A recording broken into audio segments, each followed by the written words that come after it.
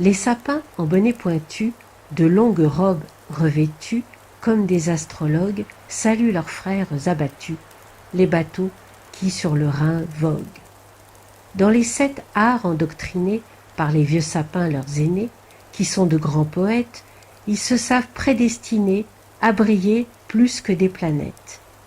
À briller doucement, changés, en étoiles et enneigés, aux Noëls bienheureuses, fêtes des sapins ensongés, aux longues branches langoureuses.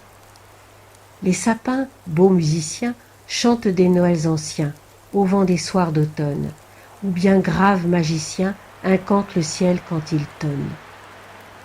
Des rangées de blancs chérubins remplacent l'hiver les sapins, et balancent leurs ailes.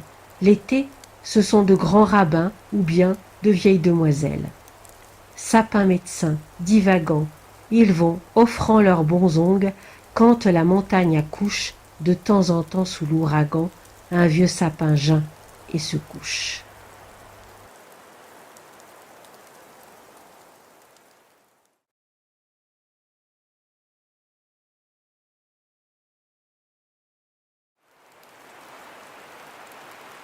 La grande plaine est blanche, immobile et sans voix. Pas un bruit, pas un son, toute vie est éteinte. Mais on entend parfois, comme une morne plainte, quelques chiens sans abri qui hurlent au coin d'un bois. Plus de chansons dans l'air, sous nos pieds, plus de chaume. L'hiver s'est abattu sur toute floraison. Des arbres dépouillés dressent à l'horizon leurs squelettes blanchis ainsi que des fantômes. La lune est large et pâle et semble se hâter. On dirait qu'elle a froid dans le grand ciel austère. De son morne regard, elle parcourt la terre et, voyant tout désert, s'empresse à nous quitter. Effroi, tombent sur nous les rayons qu'elle darde, fantastique lueur qu'elle s'en va semant, et la neige s'éclaire au loin sinistrement, aux étranges reflets de la clarté blafarde.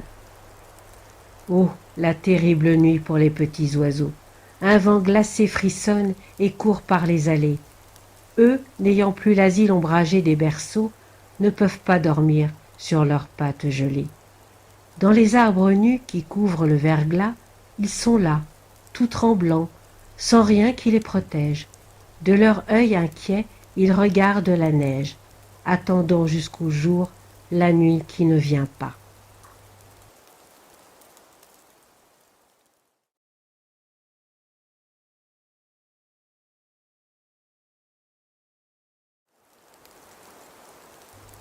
Ah, quel beau matin que ce matin des étrennes! Chacun, pendant la nuit, avait rêvé des siennes. Dans quel songe étrange où l'on voyait joujoux, bonbons habillés d'or, étincelants bijoux, tourbillonner, danser une danse sonore. Puis fuir sous les rideaux, puis reparaître encore. On s'éveillait matin, on se levait joyeux, la lèvre affriandée en se frottant les yeux. On allait, les cheveux emmêlés sur la tête, les yeux tout rayonnants, comme au grand jour de fête, et les petits pieds nus, effleurant le plancher, aux portes des parents, tout doucement touchés. On entrait. Puis alors les souhaits, en chemise, les baisers répétés et la gaieté permise.